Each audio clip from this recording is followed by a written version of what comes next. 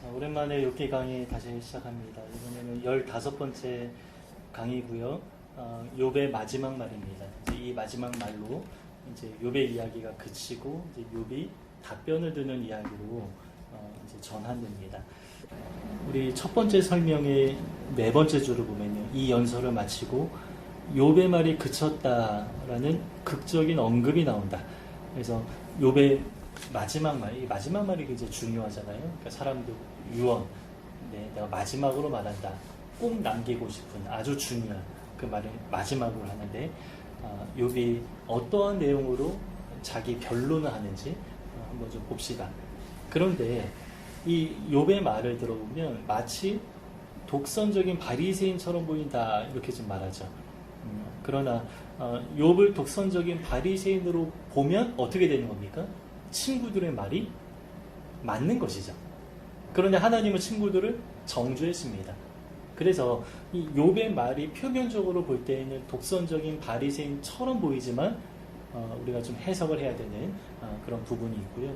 또 하나님도 욥을 의롭다라고 인정하셨기 때문에 우리가 좀 이런 면은 이제 욥의 말 그 자체만을 가지고 표면적인 그 말만은 가지고 우리가 좀 평가하기보다는 하나님이 어떻게 평가하셨는가 이런 좀 종합적으로 좀 살펴볼 좀 필요가 있습니다. 이 단락의 가장 큰 수수께끼는 이제 땅과 관련된 언급이 나온다라는 것입니다. 이제 이 땅과 관련된 언급이 나오는 것은 이제 여기 이 단락에서 중요하게 다루는 것이 언약인데요. 이제 그 이스라엘은 땅에 관련된 언약에 익숙하다. 그래서 이 갑자기 땅 이야기가 나오는데 이제 언약이라는 주제 때문에 이 이야기가 나온다, 이렇게 좀 보면 되겠습니다. 이 31장 전체를 보면 옆에 그 구조가 나오죠. A, A-B, B-C 뭐 이렇게 있습니다. 그래서 이런 구조가 이제 카이즘 이렇게 말하기도 하고 교차 대국 구조 이렇게 좀 말하기도 하는데, 이러한 구조는 우리가 그동안 많이 봤죠. 이제 31장도 이러한 구조 가운데 있고, 이 구조의 이 구조로 나눈 단락 하나씩 이렇게 좀 보도록 하죠. 자, 먼저 이제 A 단락을 보면요, 언약적 성격, 깨끗한 양심을 지키겠다라는 다짐. 이거 굉장히 좀 많이 우리에게 알려진 내용이에요. 좀 익숙한 내용이죠. 내가 내 눈과 약속하여 나는 이제 언약했다. 그래서 내가 하나님 앞에 약속했다. 어찌 처녀에게 주목하랴. 그리하면 위에 계신 하나님께서 내리시는 분깃이 무엇이겠으며 높은 곳에 젖는 자께도 주시는 기업이 무엇이겠느냐. 불의한 자에게는 환난이 아니겠느냐. 행악하는 자에게는 불행이 아니겠느냐. 그러니까 이 불의한 자, 행악하는 자, 이런 이야기를 하는데, 이제 욥은 이제 처녀에게 주목하지도 않았다, 이렇게 좀 이야기를 하죠. 그러니까 좀 남성으로서 어떤 본능적인 이런 것까지도 욥이 절제하면서 하나님 앞에 정직하게 살고자 엄청 노력했다. 욥이 이제 이렇게 좀 이야기를 하는 것입니다. 그래서 뭐 겉으로 드러나는 것뿐만 아니라 정말 그 내면에 깨끗한 마음을 가지고 살아가고자 욥이 정말 이제 노력했다.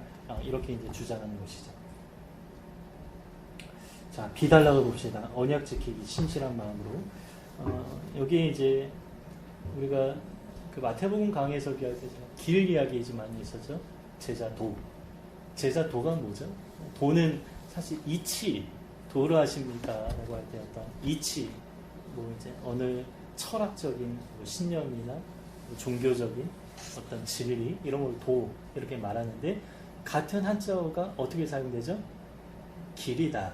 이렇게 좀 말하죠. 그러니까 길도자, 또 이제 진리, 이치 이런 것들을 말하는 한자어가 이제 같은 것이죠.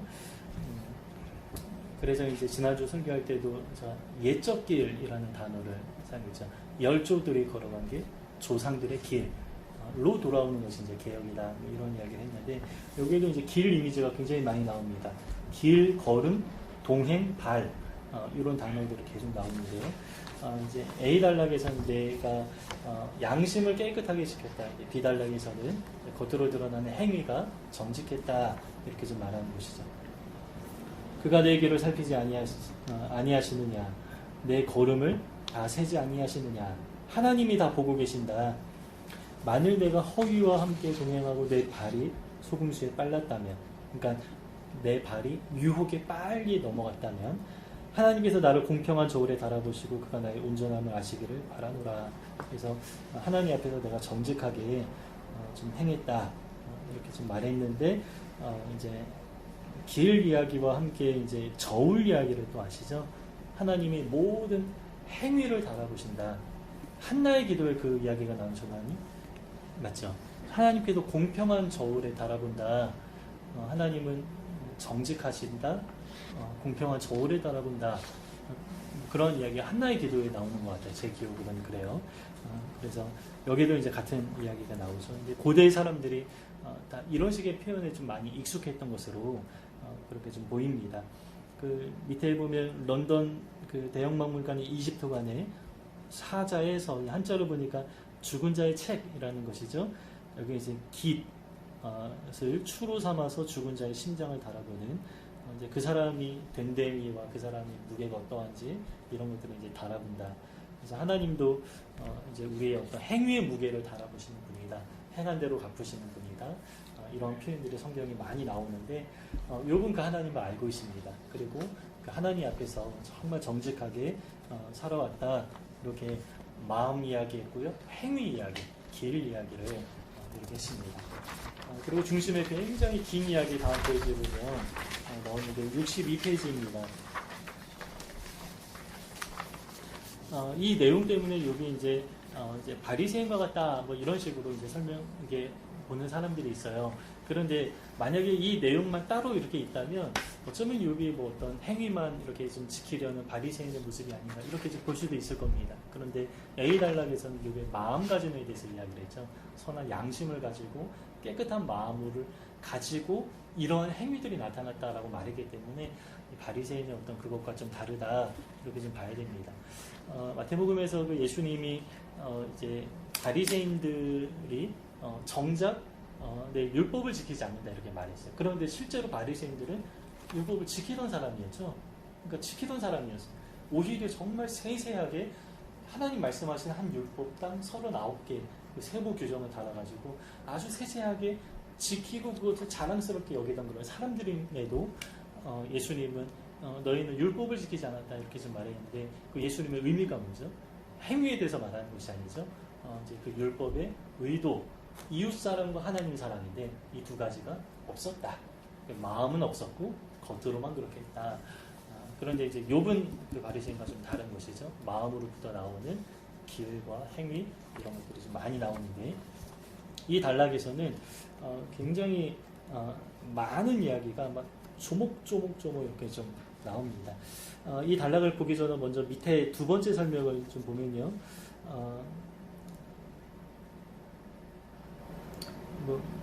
먼저 알고 보면 좋을 것 같습니다. 이 만일 뒤에 죄에 대한 묘사가 따라 나오고, 그렇다면 뒤에 적절한 형벌에 따른 인정이 나오고, 왜냐하면 뒤에 왜 죄이고 왜 심판인지, 그러나 뒤에 욥이 이제 이런 죄를 짓지 않았다. 이런 어떤 그 문학적인 어떤 그 구조, 이 접속사를 사용하면서 그 접속사에 따라서 이렇게 딱딱 맞게 좀 설명하는 그런 내용이다. 그래서 뭐 욥기가 시라고 하는데 우리는 이렇게 보면 이제 이게 무슨 시인가 이렇게 잘 느껴지지 않는데, 그런데 뭐 이제 시적인 어떤 그 분명한 단락 구분과 표현, 이런 것들이 좀 있는 것 같습니다. 내용은 많은데 한번 쭉 봅시다. 7절과 8절은 마음의 탈선과 관련된 것입니다. 만일 내 걸음이 길에서 떠났거나 내 마음이 눈을 따랐거나 내 손에 더러운 것이 묻었다면, 그 우리가 보통 세상의 유혹이라고 할 때 육신의 정욕, 안목의 정욕, 이생의 자랑, 이렇게 좀 말하는데 이것도 좀 관련되어 있습니다. 내가 심은 것을 타인이 먹으며 나의 소출이 뿌리째 뽑히기를 바라노라. 근데 마음이 만약에 이랬다면, 또 내가 실제로 이렇게 행했다면 이렇게 되기를 바라노라. 그런데 실제로 욥이 이렇게 안 했는데 이렇게 됐다. 그래서 이제 욥이 이제 항변하면서 마지막으로 이제 자신의 의로움을 드러내는 것이죠. 9절부터 12절까지는 간음과 관련된 이야기입니다. 만일 내 마음이 여인에게 유혹되어 이웃의 문을 엿보아 문에서 숨어서 기다렸다면 내 아내도, 그랬다면 내 아내도 타인의 맷돌을 돌리며 타인과 더러 동침하기를 바라노라. 그것은 참으로 음란한 일이니 재판에 회부할 자에게 멸망하도록 사는 무리니 나의 모든 소출을 뿌리째 뽑기를 바라노라. 이제 이 간음과 관련된 마음도 그렇지 않고 행위도 그렇지 않았다. 이렇게 이제 욥이 주장하죠. 또 13절부터 16절까지는 종들에 대한 내용입니다. 만일 남종이나 여종이 나와 더불어 쟁론할 때 내가 그의 권리를 저버렸다면 하나님이 일어나실 때에 내가 어떻게 하겠느냐? 하나님이 심판하실 때에 내가 무엇이라 대답하겠느냐? 나를 태속에 만드신 이가 그도 만들지 아니하셨느냐? 그러니까 이게 너무 아주 귀한 고백이죠. 하나님이 나도 만드셨고 그도 만드셨다. 우리가 동일한 근원으로부터 나왔다. 형제다. 우리를 뱃속에 지으신 이가 한 분이 아니시니 내가 언제 가난한 자의 소원을 막았거나 과부의 눈으로 하여금 실망하게 하였던가. 또 이렇게 말합니다. 17절부터 20절까지는 궁핍한 자와 관련된 이야기입니다. 나만 혼자 내 떡덩이를 먹고 고아에게 그 조각을 먹이지 아니하였던가. 실상은 내가 젊을 때부터 욥은 부자였는데 젊을 때부터 이거를 실천했습니다. 고아 기르기를 그의 아비처럼 하였으면 내가 어렸을 때부터 과부를 인도하였노라. 만일 내가 사람이 의복이 없어 죽어가는 것이나 가난한 자가 덮을 것이 없는 것을 못 본 채 했다면 만일 나의 양털로 그의 몸을 따뜻하게 입혀서 그의 허리가 나를 위하여 복을 빌게 하지 아니하였더라. 이어지는 내용인데요. 만일 나를 도와주는 자가 성문에 있음을 보고 내가 주먹을 들어 고아를 향해 휘둘렀다면 심판받아 마땅하다는 거죠. 내 팔이 어깨뼈에서 떨어지고 내 팔뼈가 그 자리에서 부스러지기를 바라노라. 그래도 괜찮다. 그런데 지금 욥은 이렇게 안 했는데 그런 비슷한 상황 속에 있습니다. 23절 나는 하나님의 재앙을 심히 두려워하고 그의 위험으로 말미암아 그런 일을 할 수 없느니라. 하나님 앞에서 나 하나님 두려워한다. 하나님이 그렇게 하시는 분임을 내가 안다. 그래 나는 그렇게 결코 할 수 없고 그렇게 하지 않았다. 24절 25절은 재물을 의지하는 부자였지만 재물을 의지하지 않았다. 이런 말입니다. 만일 내가 내 소망을 금에다 두고 순금에게 너는 내 의뢰하는 바라 하였다면 만일 재물의 풍부함과 손으로 얻은 것이 많음으로 기뻐하였다. 여러분 우리가 좀 갑자기 어떤 큰 재물을 얻으면 기뻐하지 않겠습니까? 안정감이 들지 않겠습니까? 그런데 욥은 그조차도 그렇게 하지 않았다. 이렇게 말합니다. 그러면서 여기에 기쁨이나 의지를 두지 않았다. 26절, 28절은 천체 숭배와 관련된 내용입니다. 만일 해가 빛남과 달이 밝게 뜬 것을 보고 내 마음이 슬며시 유혹되어 내 손에 입맞추었다면 그것도 재판에 회부할 죄악이니 내가 그리하였다면 위에 계신 하나님을 속이는 것이니라. 이게 재판에 회부할 죄입니까? 여기서 재판은 어떤 재판이죠? 하나님 앞에서 재판하는 거죠. 하나님은 재판장 되시기 때문에 일반 사회 재판에서는 이거는 재판에 회부할 죄악은 아닙니다. 그러나 이제 재판이라는 단어는 하나님 앞에서의 재판이기 때문에 우상숭배와 관련된 이야기를 좀 언급했습니다. 29절 30절은 원수와 관련된 이야기인데요. 내가 언제 나를 미워하는 자의 멸망을 기뻐하고 그가 재난을 당함으로 즐거워하던가. 이거 사람의 본성 아닌가요? 나 원수예요. 나를 막 괴롭히는 사람이에요. 그러면 그 사람이 잘못되면 얼마나 이렇게 좀 마음이 통쾌하고 고소한 마음이 들겠습니까? 그런데 욥은 그조차도 안 했다. 이렇게 좀 말하죠. 그러니까 하나님이 그렇게 말씀하실만 하죠. 동방의 의인이다. 가장 의로운 사람이다. 이렇게 말씀할 만한 욥의 삶입니다. 30절 실상은 나는 그가 죽기를 구하는 말로 그의 생명을 저주하여 내 입이 범죄하지 아니하였노라. 네, 원한도 품지 않았다라는 것이죠. 이어지는 내용은 나그네 이제 대접에 관련된 이야기입니다. 내 장막 사람들은 주인의 고기에 배부르지 않은 자가 어디 있느뇨 하지 아니했던가. 늘 주변 사람들을 배가 불렀다. 실상은 나그네가 거리에서 자지 아니하도록 나는 행인에게 내 문을 열어주었노라. 네. 배부르게 하고 잠을 재워줬다. 마지막으로 위선과 관련된 것입니다. 바리새인은 위선으로 요약되는 사람들입니다. 회칠한 무덤이죠. 겉만 번지르르한 사람입니다. 그런데 마지막에 위선과 관련된 이야기로 욥은 바리새인과 정말 구별되는 사람이구나 이렇게 좀 볼 수가 있죠. 내가 언제 다른 사람처럼 내 악행을 숨긴 일이 있거나 나의 죄악을 나의 품에 감추었으며 내가 언제 큰 무리와 여러 종족의 수모가 두려워서 대문 밖으로 나가지 못하고 잠잠하였던가. 네, 숨기지 않았다. 겉으로는 막 이렇게 좋은 척하면서 뒤로는 마음으로는 이제 다른 마음을 품은 그런 위선자가 아니다. 당당하기 때문에 모든 사람들 앞에서 떳떳하게 설 수 있다. 이게 이제 34절의 말이죠. 두려워할 자가 없다. 대문 밖에 이렇게 내가 숨은 적이 없다. 늘 당당하게 이제 나아갔다. 이렇게 좀 이야기를 하는 것입니다.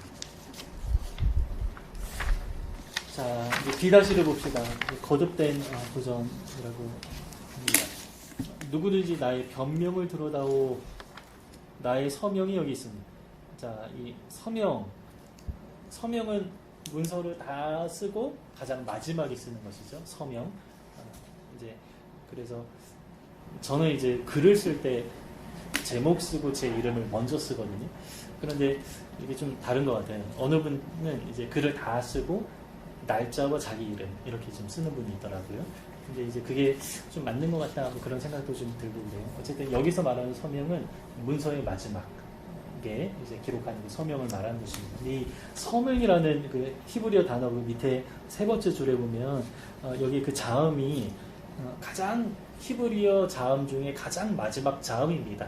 타브라는 이 자음인데 이제 서명이 이 자음으로 구성되어 있는 그런 뜻입니다. 그래서 서명 자체도 가장 마지막에 이제 쓰는 것이고 그리고 이제 히브리어 자음 가장 마지막 자음으로 이렇게 좀 사용합니다.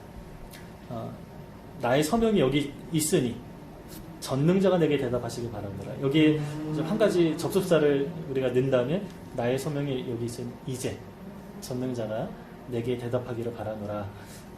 이제 나는 할 말 다 했다는 것. 나는 끝났다. 그리고 6 이렇게 쓴 겁니다. 그리고 나서 제출하는 것이죠. 이제 답변 듣기 원한다. 이렇게 말하죠.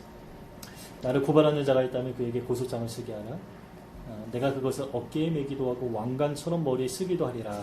내가 다 짊어지겠다. 그리고 내가 다 드러내겠다. 그리고 내 걸음의 수요를 그에게 알리고 왕족처럼 그를 가까이 하시니까 왕처럼 그를 대우하겠다. 이렇게 좀 이야기를 하죠. 그래서 얼마든지 나한테 그렇게 도전하면서 와라. 그러나 나는 할 말을 다 했다. 좀 이야기합니다. 이제 가장 마지막 문단 A다시입니다. 이제 또 언약 이야기로 마무리하는데요. 이 마무리할 때 아까 이제 반 이야기를 한다라고 했죠. 근데 이 땅과 관련된 거는 하나님의 언약과 굉장히 좀 깊게 관련되어 있고요. 이제 성경에서 이 땅은 가장 중요한 사상이 뭐냐면 하나님이 소유자라는 거예요. 그리고 우리는 잠깐 새들어가는 세입자다. 이러한 사상이 성경에 아주 진하게 나옵니다. 그래서 하나님이 정하신 그 지계표로 옮기지 말라, 경계선을 옮기지 말라, 민족마다 수요마다 하나님이 그 경계를 정하셨는데 그것을 옮기는 것은 주인 대신 하나님 무시하는 것이다. 네가 주인인 척하는 것이다. 라고 하면서 이 땅과 관련하여서 하나님의 좀 말씀들이 있습니다. 만일 내 밭이 나를 향하여 부르짖고 밭이랑이 함께 울었다면, 만일 내가 값을 내지 않고 그 소출을 먹고 그 소유주가 생명을 잃게 하였다면, 밀 대신에 가시나무가 나고 보리 대신에 독보리가 나는 것이 마땅하니라 하고 욥의 말이 그치니라. 여기서는 땅을 어떻게 초청하는 거죠? 여기서는 땅을 그러니까 부르는 거예요. 땅을 어떤 자격으로 부르죠? 증인 자격으로 부르는 거죠. 그러니까 땅이 나의 증인이다. 땅 위에서 내가 살아가는데 이제 땅이 나를 안다. 이렇게 좀 이야기를 좀 하는 것이죠. 우리 옆에 신명기 30장 19절과 이사야 1장 2절과 미가 6장 2절이 다 그런 내용입니다. 하나님이 언약하시는데 하나님이 증인을 불러요. 하늘이여 들으라, 땅이여 들으라. 이런 성경의 그 예언서에 그런 내용 굉장히 많이 있습니다. 하늘과 땅이 증인이다. 하늘과 땅 들으라. 그리고 이제 뭐 산이여, 땅이여, 뭐 이제 하나님의 변론을 들으라. 뭐 이런 식으로 이제 증인으로서 막 초청하는. 그러니까 그 넓은 창조 세계가 다 이제 증인이 된다. 이렇게 좀 말하는 것이죠. 그래서 이 욥의 마지막 변론을 좀 들으면 물론 엘리후가 욥을 책망하기도 하고 하나님도 욥을 책망하기도 합니다. 그런데 새 친구처럼 욥을 정죄하지는 않죠. 근데 그 차이를 우리가 이제 다음부터 좀 보게 될 건데 저도 좀 계속 공부를 해야 될 것 같아요. 그런데 이 마지막 연설을 좀 어떻게 이해하는지 우리 좀 정리된 내용을 한번 좀 보고요. 오늘 좀 마치도록 합시다. 이제 욥은 말을 그쳤다. 훌륭하고 대담한 연설이었다. 하지만 참인가? 죄인으로서 이 말은 참일 수 있을까? 이 연설은 칭의 교리와 그리스도 연합 교리에 비추어 읽어야만 답할 수 있다.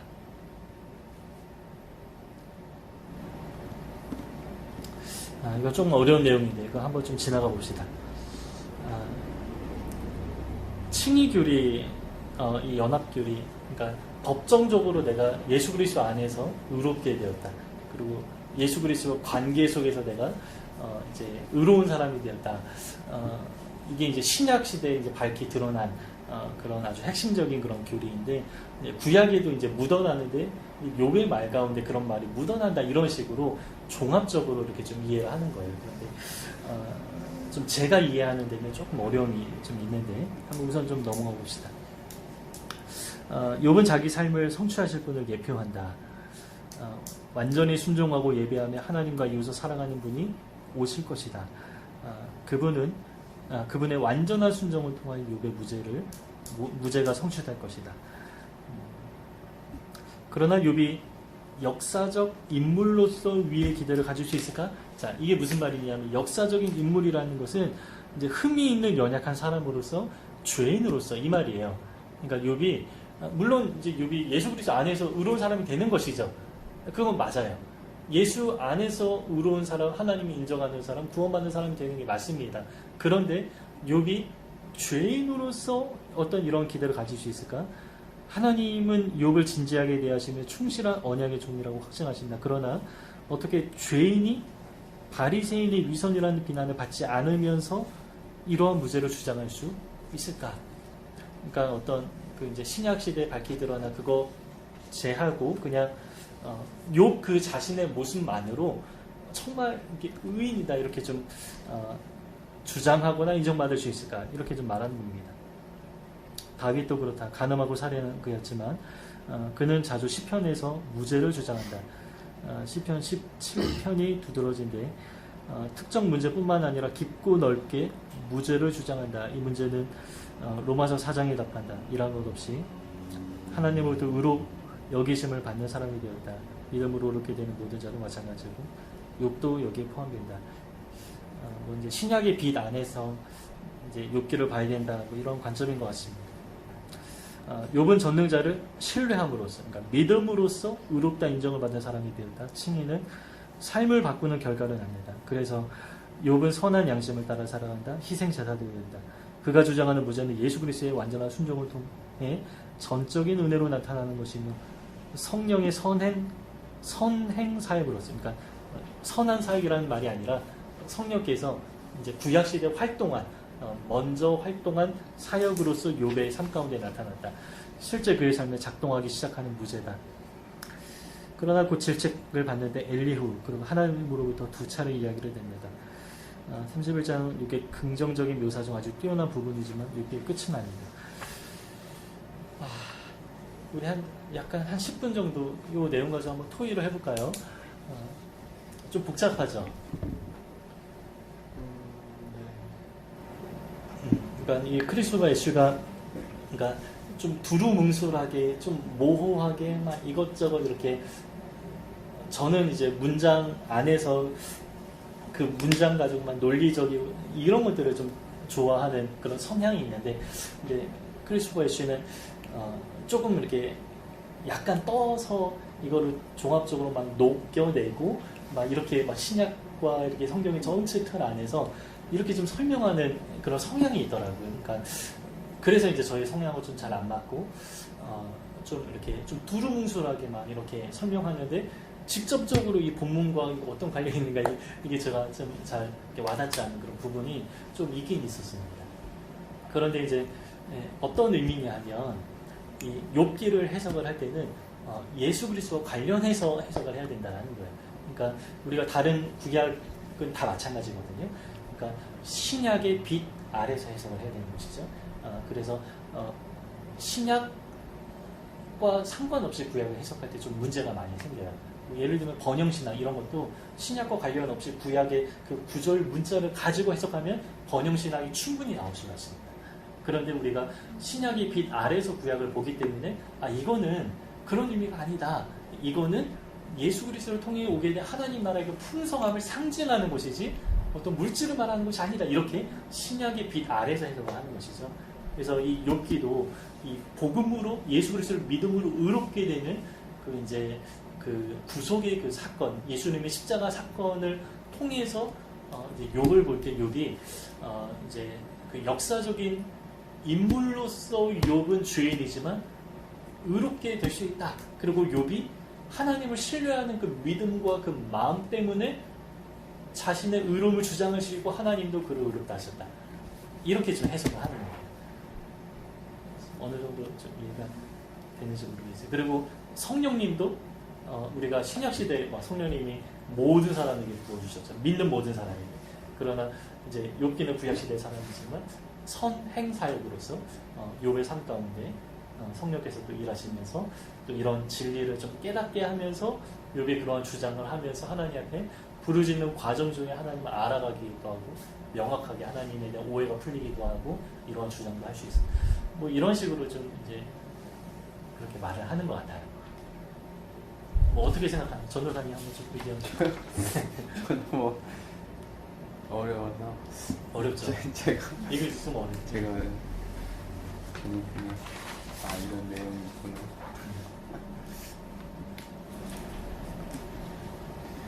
승리냐? 네, 승리. 여기 7절에서 34절에 나온 수많은 선행들 있잖아요. 네. 이게 이제 목사님 말씀을 듣고 나서 생각해 보니까 네. 이게 이런 행위를 해서 내가 하나님 앞에 의롭다 이렇게 주장한 게 아니라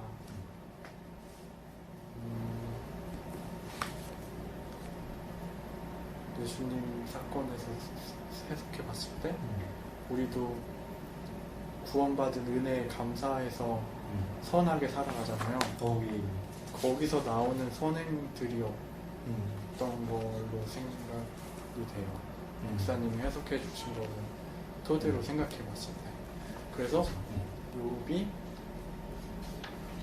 의롭게 막 살아서 의롭다고 주장한 게 아니라 난 하나님을 믿으니까 순서가 다르다. 하나님을 믿으니까 하나님이 나를 용서해 주시고 의롭다 해주실 거야 라는 믿음이 있었고 그래서 이런 선행들을 하면서 살지 않았나 라는 생각이 들었어요.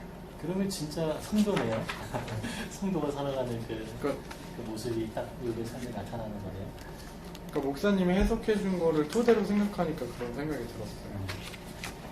제가 아니라 크리스토이십니다. 네. 제가 이렇게 주장합니다.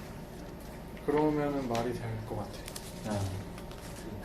그런데 이 욥의 말에 대해서 엘리후가 책망도 하는데 엘리후의 책망에 대해서 하나님이 뭐라고 안 하세요.